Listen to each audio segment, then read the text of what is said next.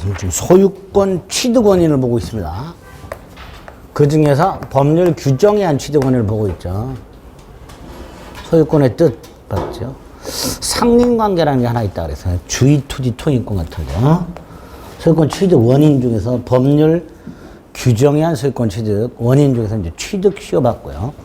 근데 나중에 이제 기본서를 보면 무주물 선점, 그러니까 주인이 없는 동산을 점유한 자가 소유권을 취득하는 제도, 유실물, 남이 잃어버린 물건을 습득한 자가 소유권을 취득하는 제도, 땅 파다 나온 물건, 매장물에 대해서 발견한 자가 소유권을 취득하는 제도, 세 가지가 또 있습니다. 무주물 선점, 유실물 습득, 매장물 발견. 그 다음에 이제 우리 입문서에 보면 첨부라는 게 있어요. 첨부. 첨부라는 건 이제 세 가지 형태가 있는데 부합이라는 게 있고 혼화라는 게 있고 가공이라는 게 있습니다.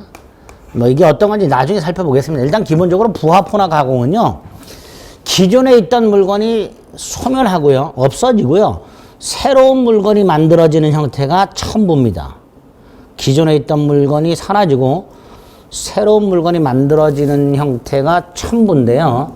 그 중에 부합이라는 놈은 소유자가 다른 두 개의 물건이 합체가 되는 걸 말해요. 합체. 이런 게 부합이 됩니다. 그러니까 A 물건과 B 물건이 합체가 됐을 때 이 물건이 누구 소유냐 뭐 이런 문제가 있을 수 있죠. 조금 더 쉽게 혼화 가지고 생각을 해볼까요? 각과 알이 이제 뭐 코로나 때문에 밖에 나가서는 술을 못 먹고 갑자기 이제 집에 모여서 술을 한 잔 마시는데 각자 술을 한 병씩 가져오기로 했어요. 갑은 맥주를 2병 가져왔고요. 을은 소주를 1병 가져와서 섞었어요. 주전자에다가. 섞는 게 혼화예요. 맥주 2병과 소주 1병을 섞어서 소맥 1주전자를 만들었어. 이게 혼화야. 그럼 맥주 2병과 소주 1병은 사라지고 소맥 1주전자가 만들어졌죠. 이 소맥 1주전자가 누구 거냐? 이게 혼화예요. 이게 누구 거냐? 물론 이런 경우에 둘이 네 거다 내 거다 싸우는 경우는 별로 없죠. 근데 간혹 가다가 야 내가 맥주 2병을 투자했으니까 이건 내가 지분이 더 많어. 뭐 더 처마시려고 그런 애들이 있단 말이죠. 그러니까 그렇게 싸우지 말고 민법에서 소유자를 정해줄 테니 그렇게 해라. 그게 첨부예요. 그죠? 이런 게 있더라 말이야. 이런 게 있구나. 구체적으로 나중에 보겠습니다. 부합, 혼화, 가공 세 가지 형태. 우리 교재는 뭐 부합이 뭐가 있고 쭉 써놨는데 부합이 제일 중요하니까 써놓은 거예요. 왜 부합이 중요하냐면 건물 증축이 부합이에요. 건물 증축. 갑소유 건물을 갑이 증축하는 게 아니라 을이 증축을 했을 때, 을이 증축했을 때. 이 증축한 부분이 기존 건물에 부합이 되면 전체적으로 갑소유가 되는 거예요. 그죠? 그게 부합이에요. 갑소유 건물에 을이 증축을 했을 때 이 증축한 부분이 부합이 되어버리면 전체가 갑소유가 되고요. 반대로 부합이 안 되면 여기는 갑소유, 여기는 을소유가 됩니다. 그래서 한 동 건물에 소유권이 2개가 있게 돼요. 이런 걸 이제 집합 건물이라고 합니다. 이렇게 건물을 증축을 했을 때 전체가 한 동 건물이냐 아니면 기존 건물 따로 증축 부분 따로냐를 해결하는 게 부합이에요. 그게. 그래서 부합이 첨부 중에서 제일 중요합니다. 중요한데 일단 이렇게만 기억하시면 돼요. 첨부라는 것은 기존에 있던 물건이 사라지고 새로운 물건이 만들어지는 걸 말한다. 그리고 부합, 혼화, 가공이나 세 가지 형태가 있는데 이때 그 만들어진 새로운 물건 이걸 부합물, 혼화물, 가공물이라고 하는데 이 물건이 누구 소유이냐를 규정을 해놓은 거다. 마지막 특히 그 중에서 부합과 관련해서 건물 증축이 문제가 되는데 두 갈래로 갈 수가 있다. 증축 부분이 기존 건물에 부합된 경우와 부합되지 않는 경우 이런 걸 우리 민법이 규정을 해놨다.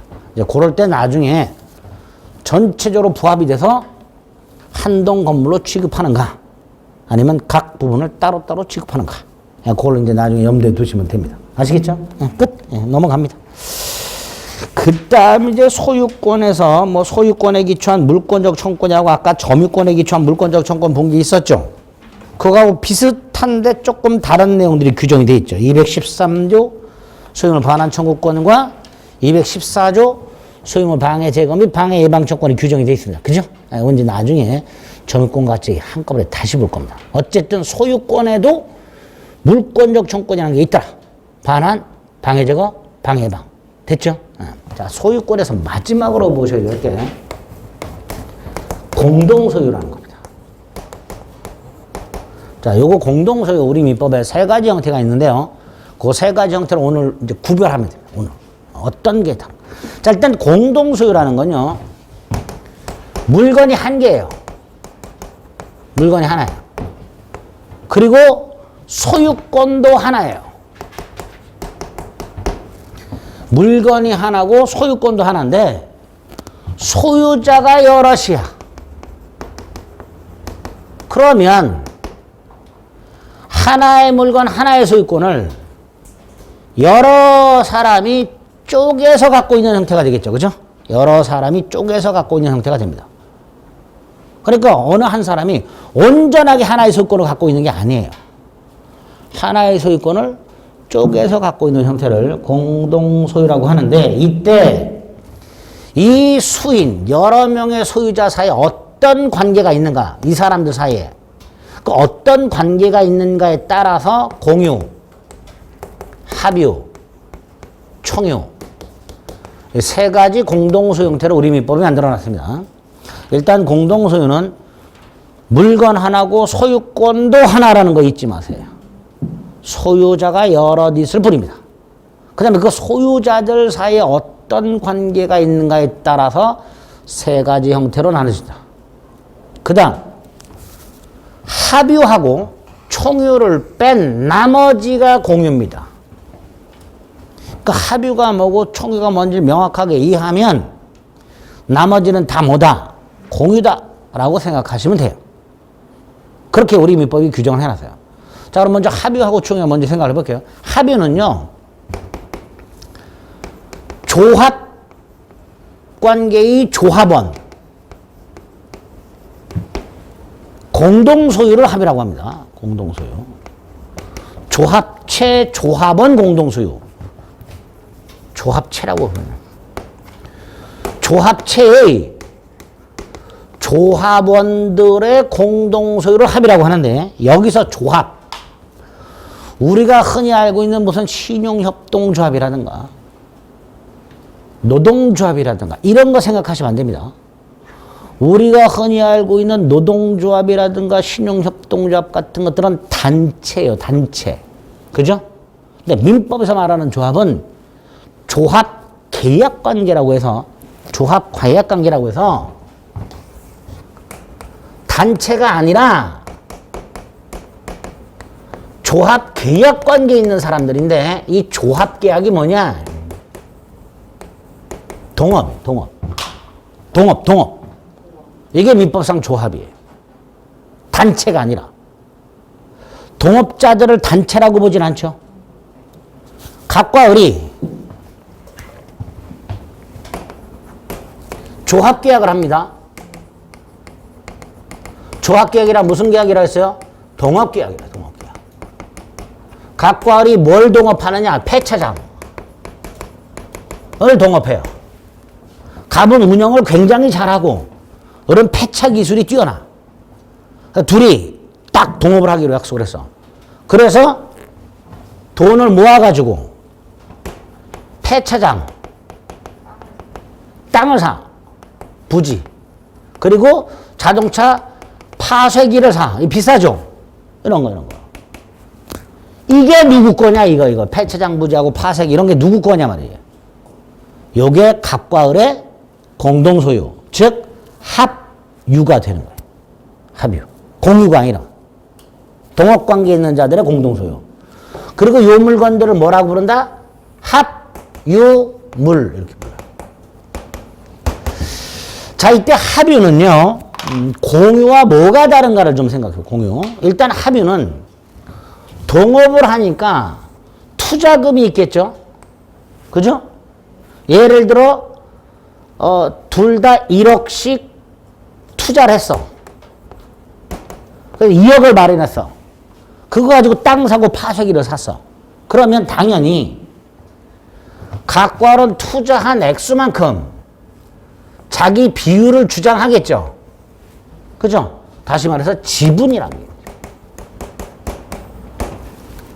동업자들은 투자한 액수만큼 그 공동 소유물에 대해서 비율, 지분 비율이 있게 됩니다. 그러니까 합의도 지분이라는 게 있어요.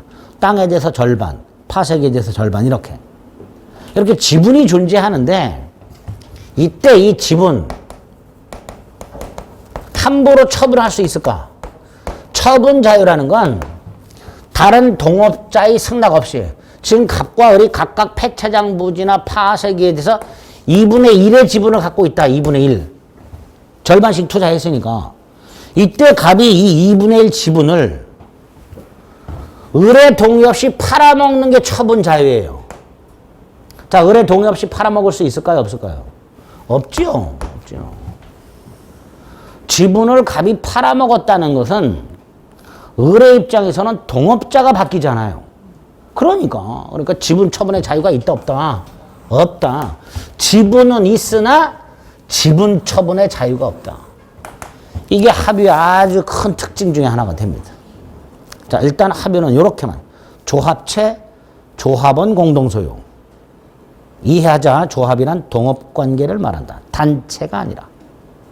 그리고 그 공동소유물을 합유물이라 하고 그 합유물에 대하여 합유자들은 지분이란 걸 갖게 되고 다만 이 지분은 함부로 처분할 수 없다. 뭐 이렇게까지만 딱 합의를 기억해 두시면 돼요. 자, 반면에 총유는 뭐냐? 요거 우리 이제 첫날 봤던 권리 능력이라는 개념이 나옵니다. 자, 총유는 사람이 모여있는 단체인데 설립 등기를 하면 사단법인이 된다 그랬죠? 네? 법인. 사단법인, 재단법인. 근데 대한민국에서 법인이 되려면 반드시 뭘 해야 된다? 설립 등기. 그래야 권리를 가질 수 있다. 첫날 범죄의 효력 요건에서 당사자는 능력이 있을 것과 관해서 권리 능력, 의사 능력, 행 능력 말씀드렸었죠. 그거 생각나보세요. 그런데 권리 능력자는 둘이 있다. 자연인과 법인. 그리고 법인이 되려면 반드시 설립 등기란 걸 해야 된다. 그런데 단체 중에 설립 등기 안 한 애들이 있더라. 단체인데 설립 등기를 안 했어. 예컨대 뭐 교회, 사찰, 아파트, 입주자, 대표회의, 분여회, 종중, 낚시, 등산, 조기축구, 일진회 뭐 이런 다. 단체인데 설립 등기를 안 한 애들이 있단 말이죠. 설립 등기를 하지 않으면 법인이다 아니다? 아니다. 권리를 가질 수 있다 없다? 없다.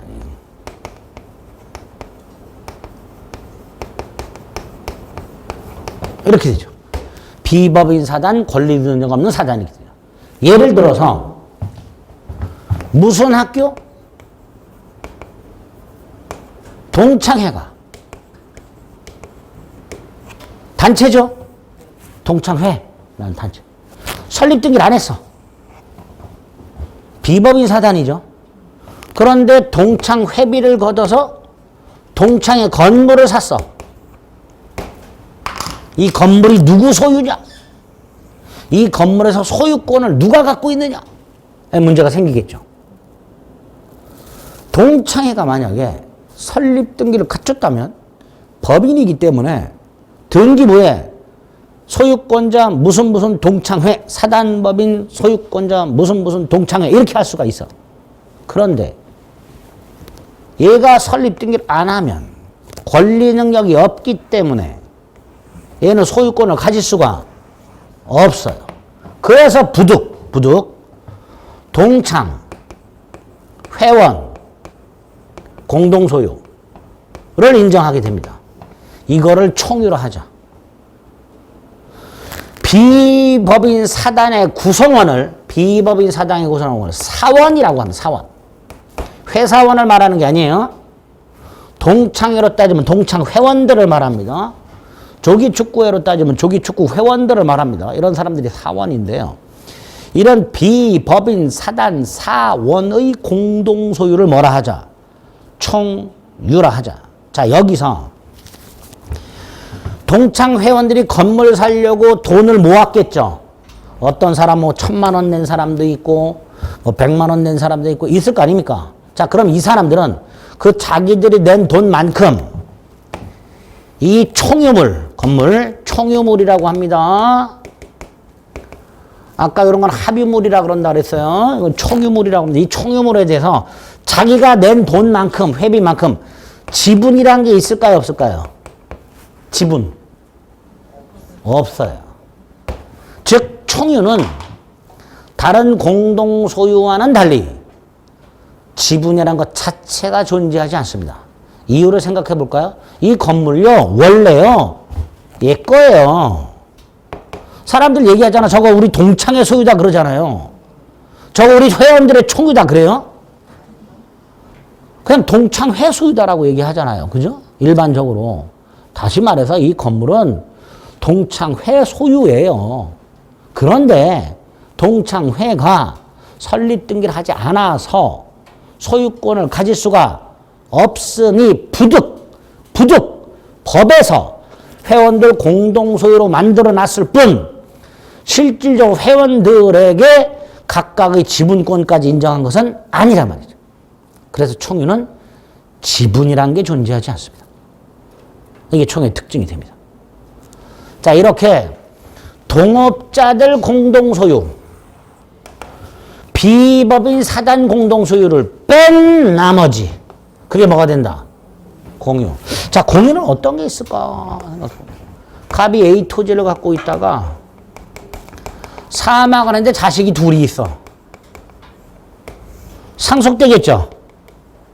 그죠? 이 을병 상속인들이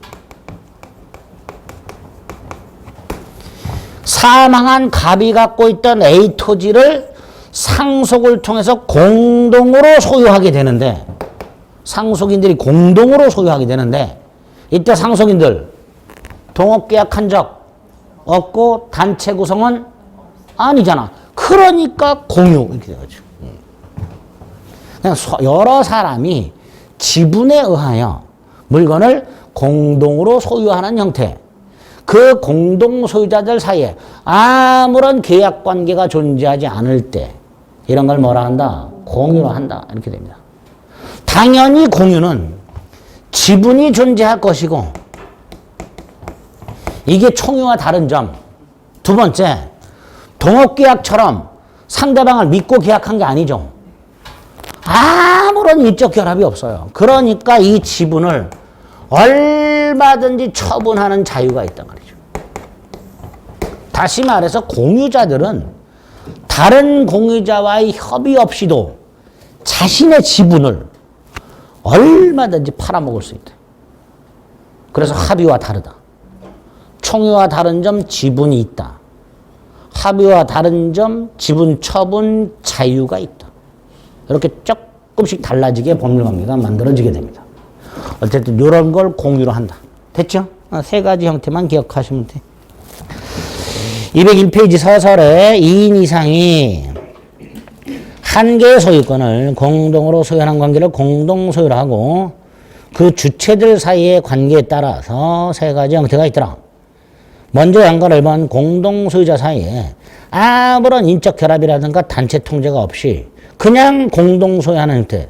지극히 개인주의적인 공동소유. 공유자들 사이에 아무런 관계가 없는 이런 걸 공유로 하자. 반면에 2번 단체 소유, 총유라고 되어 있죠. 단체 구성원. 반면에 3번 조합재산에 대한 합유라고 되어 있죠. 그죠? 그렇게 되어 있습니다. 그래서 다음 페이지에 보면 구분이 있죠. 공유. 다수인 간의 인적 결합 관계 없이 2인 이상이 소유하는 형태. 합유. 다수인이 공동 목적으로 결합했다. 동업관계다 그랬죠. 그죠? 단체다 아니다. 아니다. 단체로서의 독립성을 갖추지 못한 동업, 결합 형태, 총유, 비법인 사단, 사원 공동소 형태 이렇게 돼 있죠. 그래서 지분, 두 번째 칸, 공유는 지분 처분의 자유가 있다. 반면에 합의는 전원 동의로만 지분 처분할 수 있다. 마지막으로 총유는 지분 자체가 없다. 완전히 다른 세 가지 성질을 머릿속에 딱 넣으시면 됩니다. 나머지는 나중에 자세하게 볼 거예요. 어쨌든 민법에 이렇게 공동소유와 관련된 세 가지 형태가 존재한다. 됐죠? 그렇게 소유권이 끝이 났습니다. 그래서 점유권이 어떤 건지, 소유권이 어떤 건지, 이제 물권 7개 중에서 2개 봤어요. 자, 그 다음에 이제 한 장을 싹싹 2장을 넘기면 용익 물권이 이제 나왔습니다. 우리는 지금 물권 강론을 보고 있고요. 자, 이제 점유권, 소유권을 뺀 나머지 권리들을 제한 물권이라고 부르는데요. 나머지 물권들을.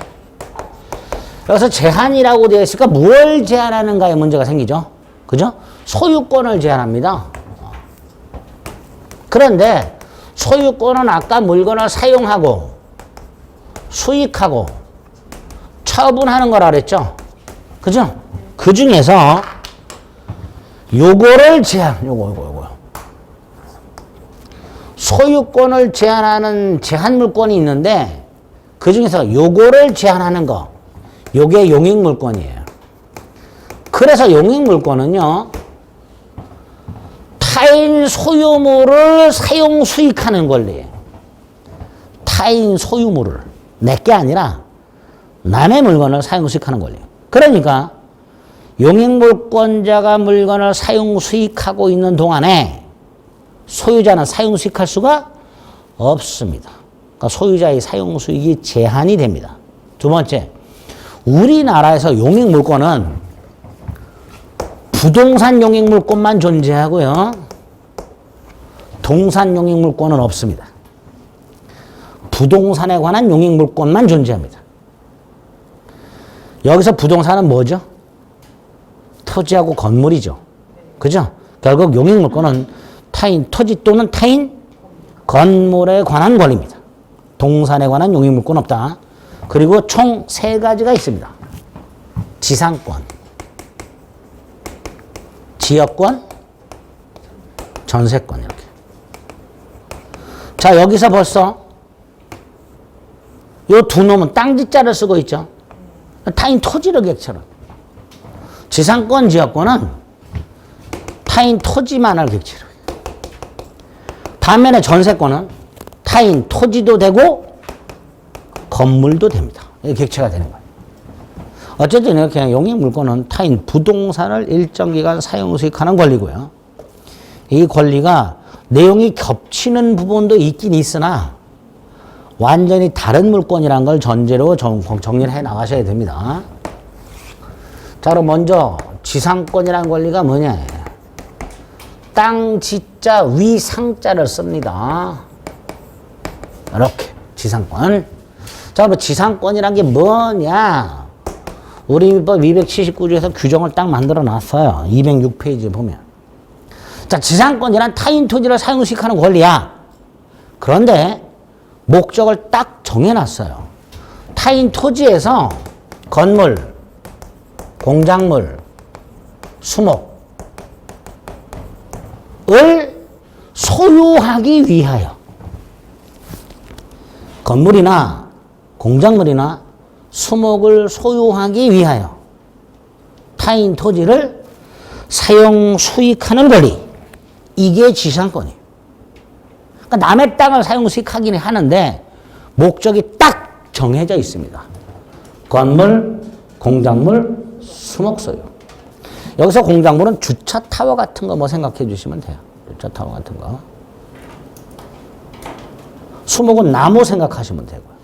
그러면 무나 배추와 같은 농작물을 경작하기 위하여 타인 토지를 사용하는 지상권. 이런 거 있을까요? 없을까요?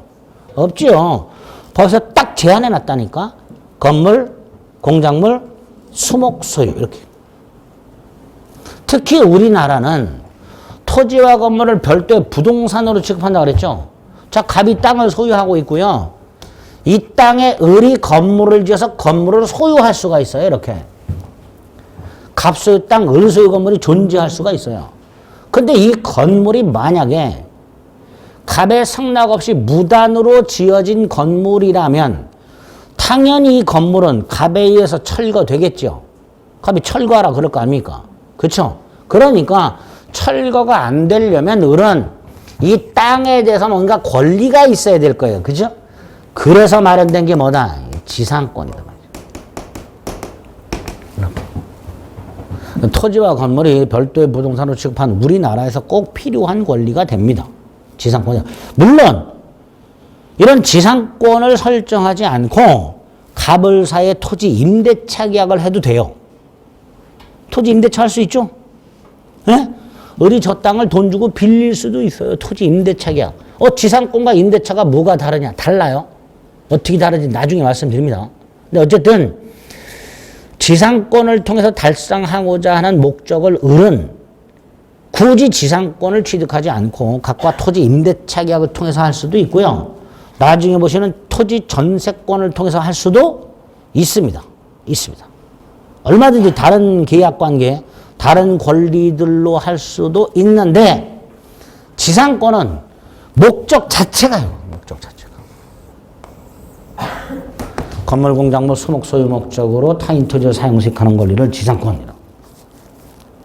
자, 여기서 지상권의 특징을 좀 간단히 생각해 볼게요. 첫째가요. 을이 갑하고 계약을 통해서 현재 지상권을 갖고 있어. 건물은 없어. 이럴 수 있죠.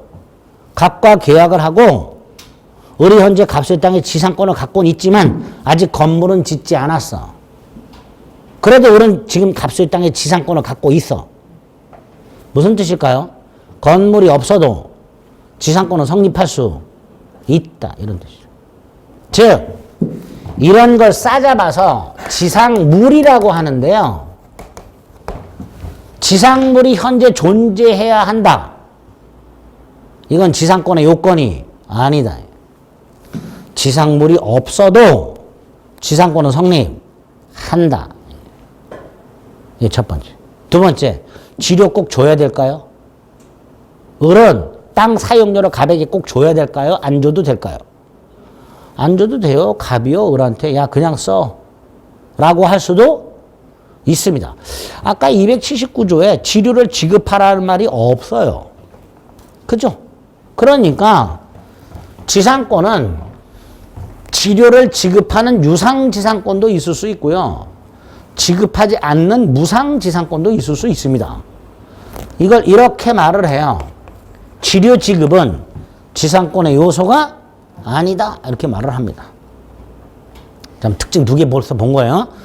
지상물이라는 게 없어도 지상권은 성립하고 지료 지급은 지상권의 요소가 아니고 이렇게 돼요. 자, 세 번째. 지금 갑소유 땅에다가 을이 지상권을 취득하고 싶은데 갑소유 땅이 10,000평이야. 을은 100평만 필요해. 그래서 갑하고 갑소유 땅 10,000평 중에서 100평에만, 즉 토지 일부에만 지상권을 설정할 수도 있는가? 있다. 그래서 지상권의 객체는 일필토지 전부 또는 일부일 수도 있다. 그래서 일물, 일권주의 예외가 나올 수 있게 됩니다. 지상권의 객체는 타인 토지인데 그 토지는 일필토지 전부일 수도 있고 일부일 수도 있더라. 뭐 이런 것들 일단 지상권의 특징으로 확인하시면. 그래서 206페이지에 지상권의 의의와 성질의 조문이 하나 있고요. 279조. 양가로일의 동그라미 1번, 동그라미 2번. 오른쪽 맨 위에 양가로 2번. 요 정도. 그럼 이제 앞으로 여러분들이 염두에 두고 생각하실 게 뭐냐면 지금 우리 이 땅에 지상권을 갖고 있고 그다음에 건물을 지어서 건물을 소유하고 있더라. 이때 이 지상권하고 건물 소유권은 별개의 권리죠. 분명히. 별개의 권리죠.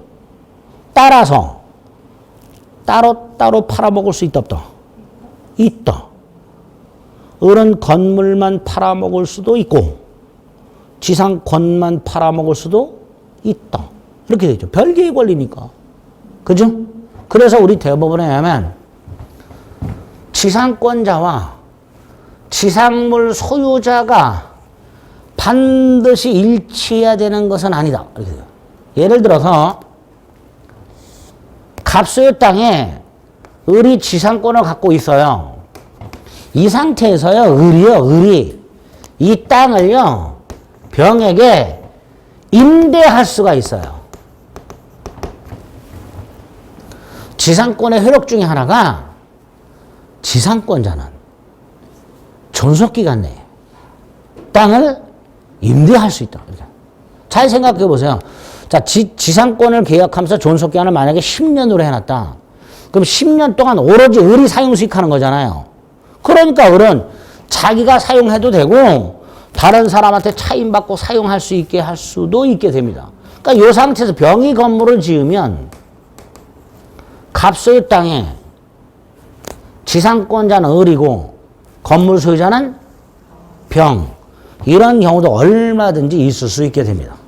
즉 지상권과 지상물 소유권은 별개의 권리이므로 따로따로 양도가 가능하며 and 지상권자는 그 땅을 임대할 수도 있으므로 지상권자와 지상물 소유자가 반드시 일치해야 되는 것은 아니다.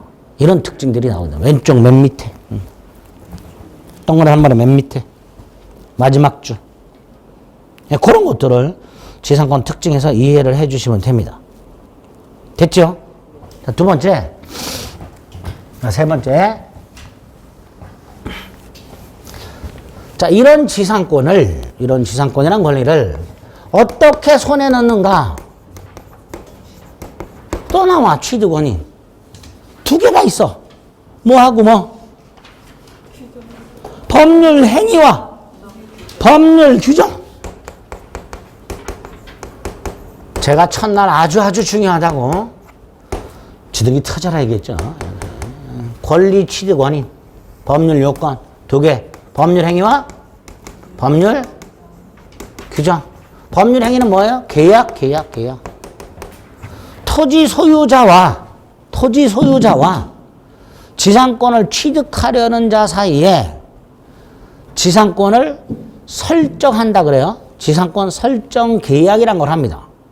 계약서 쓰는 거예요. 지상권 설정 계약서라고.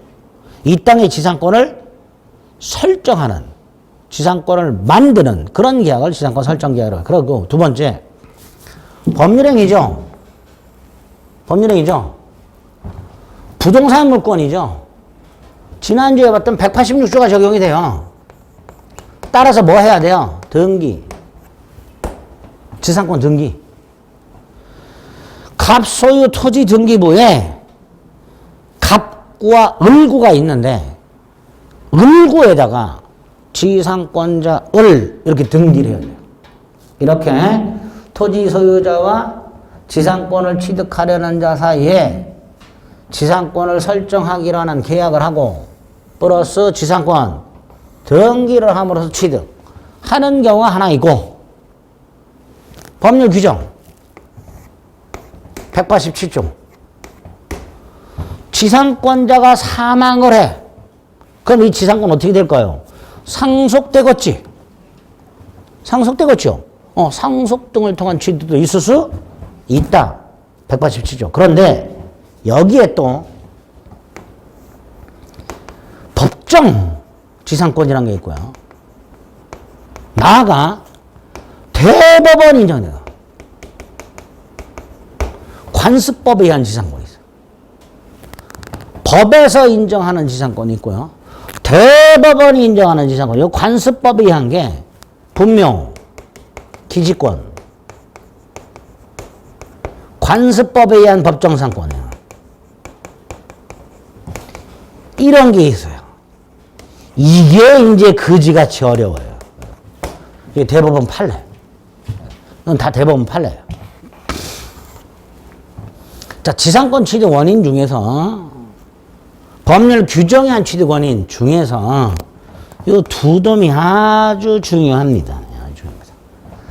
자, 일단 법정상권이라든가 관습법상 법정상권을 인정해야 되는 이유를 생각하면 이렇게 되는구나 이렇게 돼요. 자, 우리 민법은 토지와 건물을 별도의 부동산으로 취급한다 그랬죠. 자, 지금 땅과 건물이 동일한 자 소유에 이렇게 갑소유 땅, 갑소유 건물이라고 한번 생각을 해보세요. 그런데 이 상태에서 갑이요, 돈이 필요해. 그래서 은행에 가서 대출을 받으려고 해. 근데 은행에서는 담보를 요구해. 그럼 갑은 담보라면 이제 저 땅이나 건물이겠죠. 자, 땅하고 건물을 담보로 제공하려고 은행에 갔더니 은행에서 건물은 좀 담보 가치가 별로 없고 땅이 담보 가치가, 땅만 담보를 만약에 잡았다 생각해요. 땅만. 그래서 갑이 땅을 은행에다 담보로 제공하고 돈을 빌리게 되면 은행은 여기다가 저당권이라는 걸 설정하게 돼요. 저당권. 무슨 권? 저당권. 자, 이 저당권은 이런 기능을 합니다. 갑이 만약에 제때 돈을 갚지 않으면 저당권자는 저 땅을 경매를 넣어요. 그래서 경매대가에서 빌려준 돈을 회수하게 됩니다. 그게 저당권의 기능이에요. 그러면 이 상태에서 만약에 갑이 돈을 갚지 않으면 저당권자는 땅을 경매는다 그랬죠. 예? 땅을 경매는다 그랬어요. 그럼 땅이 경매가 되겠지.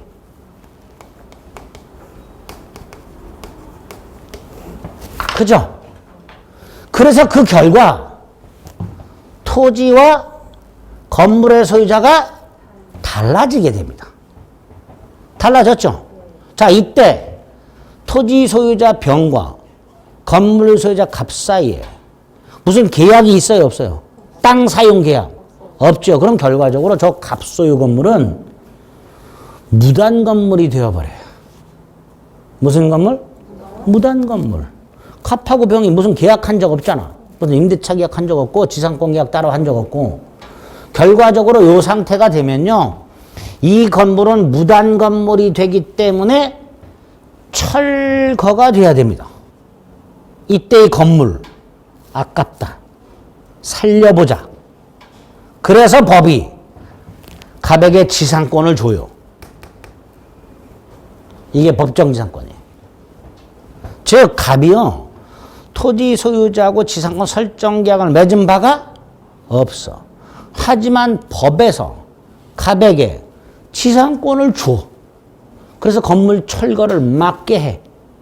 이런 기능을 하는 게 뭐다? 법정지상권입니다. 그래서 법정지상권은 요거는 법에서 인정하는 거고요. 민법에 두 개가 있습니다. 요건 이제 대법원이 인정하는 건데 둘 다 공통점이 뭐냐? 토지와 건물이 존재하고 소유자가 같아. 이 상태에서 어떤 이유에서 토지와 건물의 소유자가 달라지게 돼요. 그게 대원칙이에요. 앞으로 법정상권 등을 이해하시려면요, 그 출발을 잘 기억해 두셔야 돼요. 공통점이 뭐다? 토지와 건물이 존재하고 소유자가 같은 사람이었는데 어떤 이유에서 토지와 건물의 소유자가 달라져. 그럴 때 누가? 건물 소유자가 지상권을 취득하게 됩니다. 그런 걸 법정상권, 관습법상 법정상권이라고 하는데 그 중에서 자, 좀 전에 토지와 건물이 존재하고 소유자가 동일한 상태에서 어떤 이유에서 토지와 건물의 소유자가 달라진다 그랬죠. 그 중에 그 어떤 이유 중에 지금 이거 땅의 저당권이 설정이 되고, 그 저당권이 실행이 돼서 토지 건물의 소유가 달라졌을 때 건물 소유자가 취득하는 법정상권, 요게 366조 저당권에 있는 법정상권이에요. 그러니까 앞으로 보게 되는 법정상권이나 관습법상 법정상권은 토지와 건물이 존재하고 소유자가 같았는데 달라졌다. 왜 달라졌는가? 요거에 따라 달라지는 거예요. 어떤 이유에서 달라진가에 따라서 적용 법규가 달라지고 대법원 판례가 달라지는 거예요. 무슨 말인지 아시겠죠? 그걸 이제 앞으로 하나하나 하셔야 되는데 오늘 일단 지상권을 취득하는 원인 중에서 당사자 계약이 아닌 법률에 의해 취득하는 경우 중 민법이 아예 인정하는 법정 사건이 두 개가 있고 판례가 인정하는 게 있는데 이 두 놈 다 공통이 토지 건물이 존재하고 소유자가 동일한 상태에서 어떤 이유에서 달라지는 경우, 어떤 이유인지 몰라. 달라지는 경우에 건물 소유자에게 인정되는 지상권을 말한다. 그리고 그 어떤 이유, 이게 세밀하게 분류가 돼야 된다. 그 중에 하나, 저당권이 설정되고 그게 실행이 돼서 그 결과 달라진 경우, 그게 366조 법정사건이 되는 거예요. 그럼 조금만 응용을 해서 생각해 볼게요. 앞으로 이제 생각할 것들이에요. 앞으로.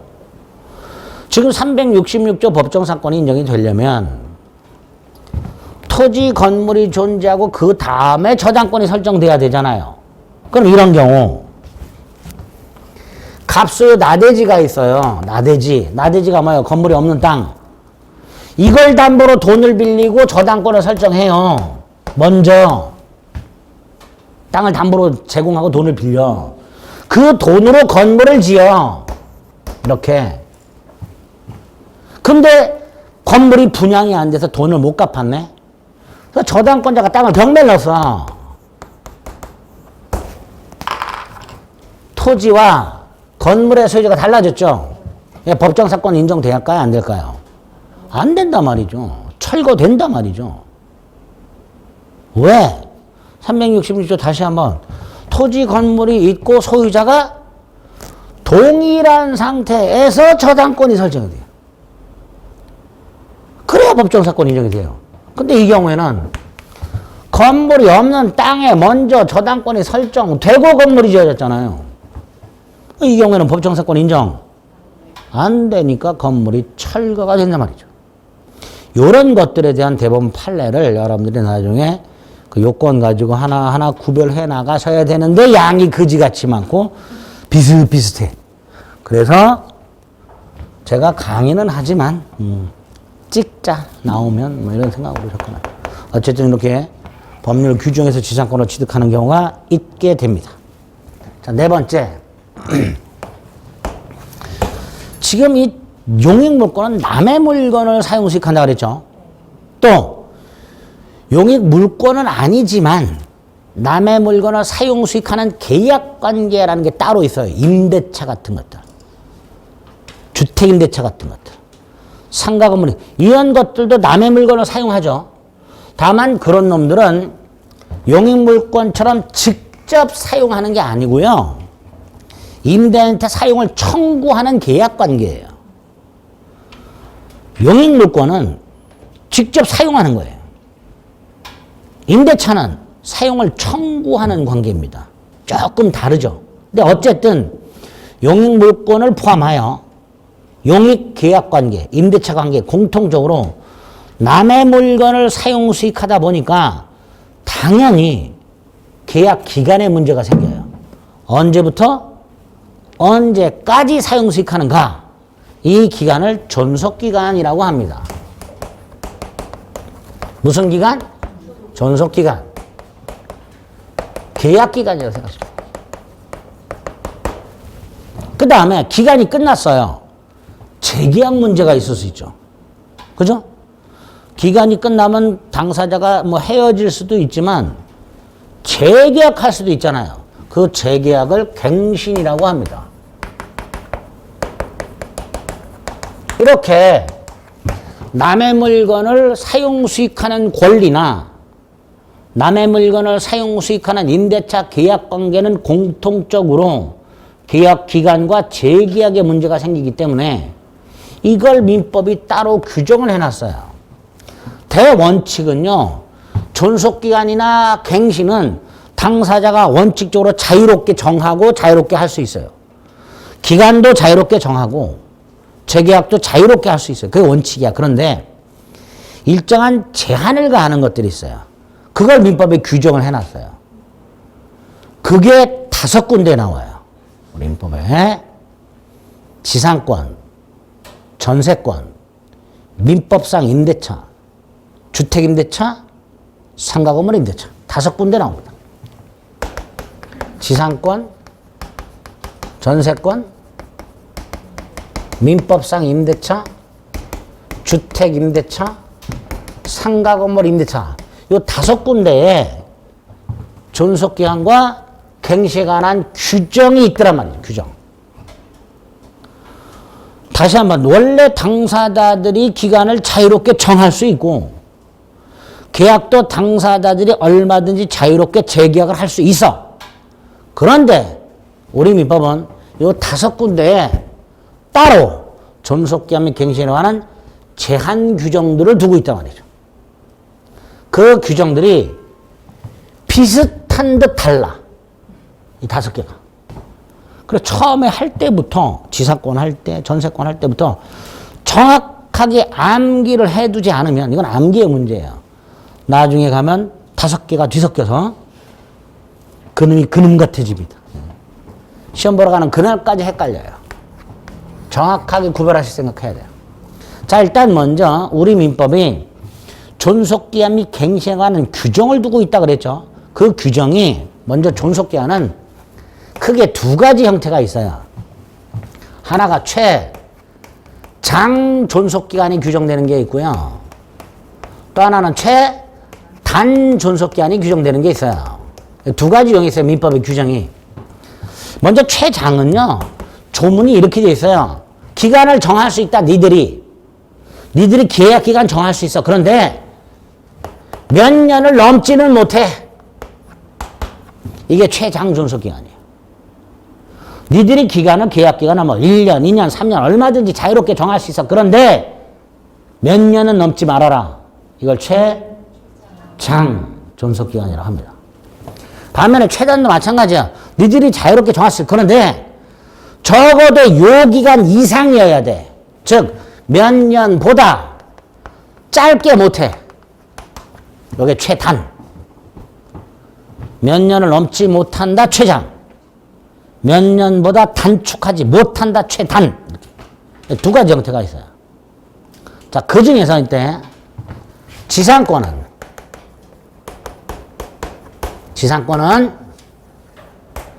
최장 규정이 없어요. 최장은 규정이 없어요. 그러니까 몇 년 넘지 못한다 이게 없어요. 그러니까 뭐 100년으로 정할 수도 있고요. 1000년으로 정할 수도 있고요. 영구무한으로 정할 수도 있다는 게 판례예요. 어쨌든 지상권을 존속기간을 당사자가 계약기간을 정할 때 몇 년을 넘지 못한다라는 제한은 없다. 반면에 몇 년보다 단축하지 못한다. 즉 몇 년 이상으로 정해라. 이거는 있어요. 이게 우리 민법 280조예요. 여기에 보면 기간이 3개가 나와요. 30년 이상, 15년 이상, 5년 이상 이렇게 나와요. 여기서 30년은요. 견고한 건물, 시멘트 같은 걸로 만드는 건물 말하는 거예요. 견고한 건물이나 수목을 소유할 목적일 때는 30년 이상. 견고한 건물 이외의 건물, 목적 건물 생각하시면 돼요. 목적 건물을 소유할 목적이라면 15년 이상. 건물 이외의 공작물, 주차타워 같은 거, 그거 소유할 목적이라면 5년 이상. 이렇게 해놨습니다. 이렇게 지상권은 최장 존속기간은 규정이 없고 최단 존속기간만 규정을 하고 있는데 그 최단 존속기간도 남의 땅에 소유하고자 하는 지상물의 종류와 구조에 따라서 3단계로 만들어놨다. 30년 이상, 15년 이상, 5년 이상. 따라서 만약에 수목 소유 목적의 지상권 계약을 하면서 그럼 30년 이상으로 정해야 되잖아요. 만약에 20년으로 정했어요. 그럼 30년으로 연장을 시켜버립니다. 법에서. 적어도 30년은 보장해라. 이런 뜻이에요. 최단기간은 기간을 보장하고자 할 때, 최장은 기간을 제한하고자 할 때, 최단은 기간을 보장해주고자 할 때 규정을 마련하게 됩니다. 그럼 지상권은 제한은 없고 보장만 있다. 적어도 30년, 적어도 15년, 적어도 5년이 보장이 된다. 이런 뜻입니다. 됐죠? 뭐 기간 정하장 이건 나중에 보고요. 일단 이렇게 돼 있다. 지상권은. 최장 존속기간은 없고 단존속기한만 규정을 두고 있다. 그 다음에 갱신.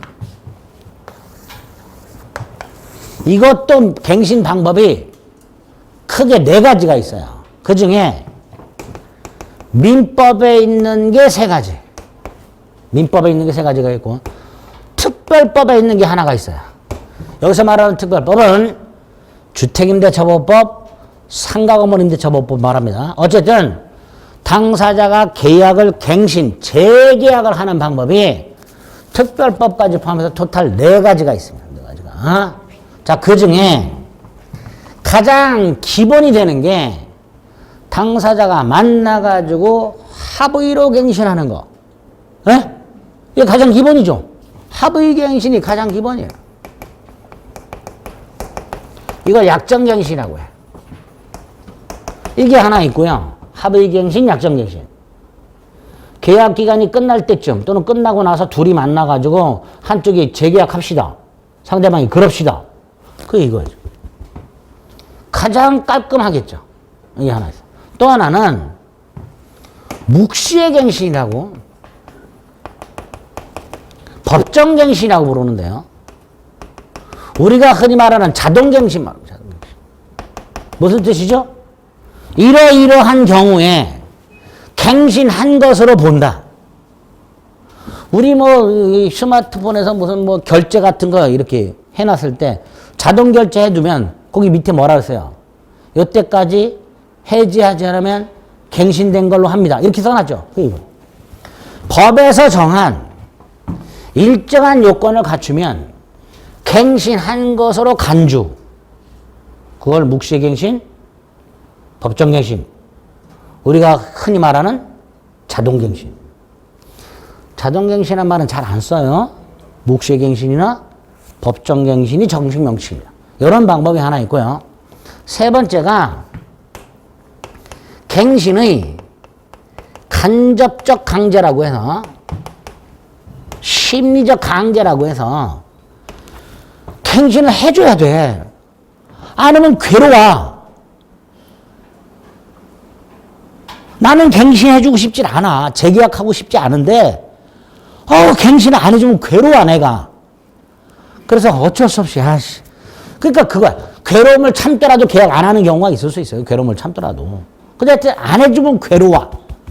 그니까 여기에는 수단이 2개가 있어요. 하나가 갱신 청구권이 있고요.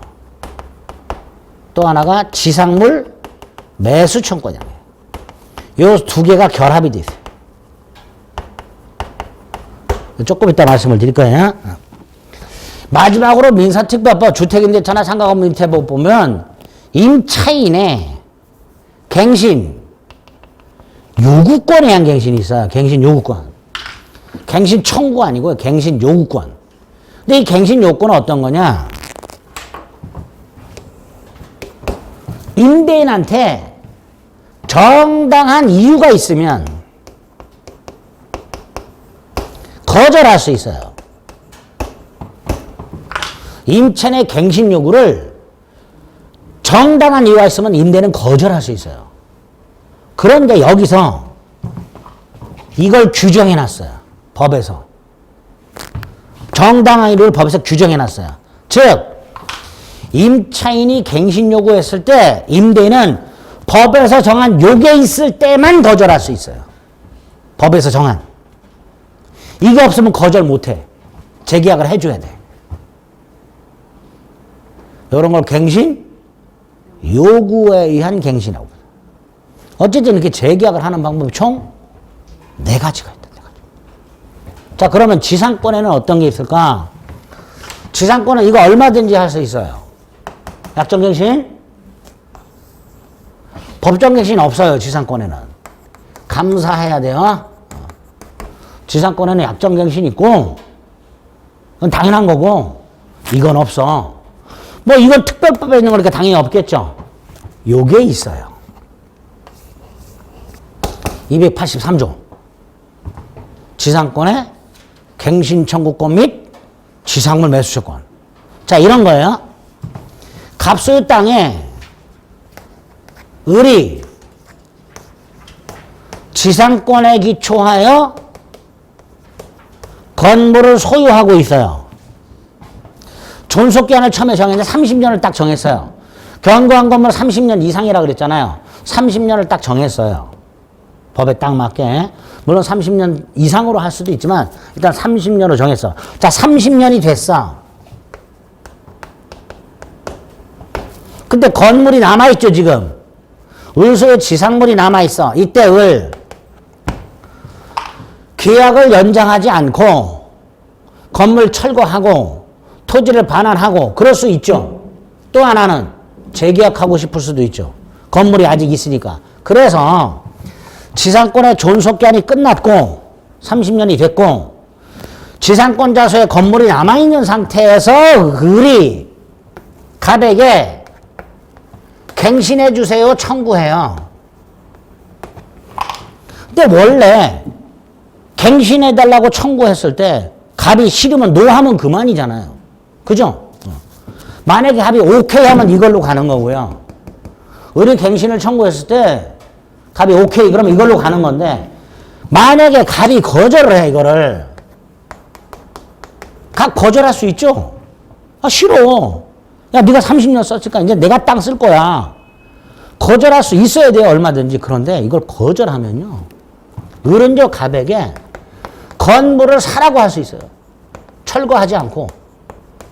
그리고 이건 거절 못해요. 무조건 사야 돼. 갑이. 그게 283조에. 에?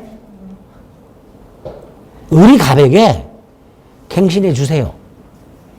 그랬더니 갑이 뭐? 그럼 을은 건물 사야 돼. 그래서 아까 뭐라 했어요? 갑이 괴롭다 그랬지? 네. 갱신의 간접적 강제. 그게 283조입니다. 그리고 저기 임대차 가면 토지 임대차에 또 있어. 이게 또 비슷해. 또 그놈이 그놈 같아. 근데 어쨌든 지상권은 갱신하는 방법이 두 가지가 있다. 합의 갱신하고 갱신의 간접적 강제. 자, 이 상태에서 을이 갱신을 청구했을 때 갑 얼마나 괴로울까? 괴롭죠. 땅은 내가 사용하고 싶은데 거절했다가는 건물 사야 되고 건물 사기 싫어서 갱신을 해주면 또 30년은 또 갑이 써야 되고 그럼 괴롭잖아. 그래서 저 갱신의 간접적 강제는 상대방 입장에서는 괴로운 그런 방법이 됩니다. 어쨌든 지상권에는 저렇게 두 가지 갱신 방법이 있다. 그래서 앞으로 저 존속기한 및 갱신한 타이틀을 여러분들이 아주 주목을 해서 나올 때마다 분명히 구별해서 확인하셔야 됩니다. 아시겠죠? 207페이지 지상권의 존속기한 280조 최단기간 계약으로 지상권 존속기한을 정할 때 다음 연한보다 단축하지 못한다. 이거 이상으로 해라. 뭐 석조, 석회조, 연화조 이렇게 다 필요 없고요. 견고한 건물 수목 소유 목적 30년. 2호, 전호니까 1호, 2회니까 견고한 건물, 2회 건물, 목적 건물. 3호, 건물, 2회 공작물, 주차타워, 5년 이렇게 됐죠. 만약에 이항, 이거보다 짧게 만약에 당사자들이 기간을 정했어. 그만큼 연장한다. 라고 되어 있죠. 그거 하나 기억하시고요. 다음 페이지에 보면 양가로 3번. 갱신이라고 되어 있죠. 그죠? 오른쪽 맨 위에 있는 284조가 약정갱신이고요. 합의로 갱신하는 거고요. 당연히 합의로 갱신할 때도 뭘 지켜라? 기간 지켜라 말이에요. 그죠? 당연한 거고. 왼쪽에 보면 283조가 있어요. 갱신 청구권 및 매수 청구권. 지상권이 소멸한 경우에 지상물이 현존하고 있을 때 지상권자는 갱신을 청구할 수 있고 이항 설정자인 토지 소유자가 여기서 지상권 설정자는 토지 소유자를 말합니다. 토지 소유자가 갱신을 원하지 않으면 지상권자는 뭐 할 수 있고 지상물 매수를 청할 수 있고 매수를 청구할 수 있고 그래서 밑으로 쭉 내려가면요 미연의 매수 청구권이 보여요. 거기 보면 이렇게 돼 있죠. 두 번째 줄 지상권자는 지상물 매수할 것을 청구할 수 있으며 설정자는 거절할 수 없다. 사야 한다. 여기서 또 왜 그러지 마시고 제가 첫날 그랬죠. 받아들이시라고. 납득이 안 되면 그냥 받아들이시라고. 토지 소유자 열받잖아요. 열받아요. 열받는데 뭐 어쩌라고 법이 이렇게 돼 있는데. 아시겠죠? 그래서 토지 소유자들은요, 아는 사람들은 지상권 설정 안 해줘요. 그래서 지상권은 거의 활용이 안 되고 토지 임대차가 주로 활용이 되고 있을 뿐입니다. 근데 어쨌든 법은 이렇게 만들어 놨어요. 아시겠죠? 일단 거기까지. 나머지 또 잠시 쉬었다 보겠습니다.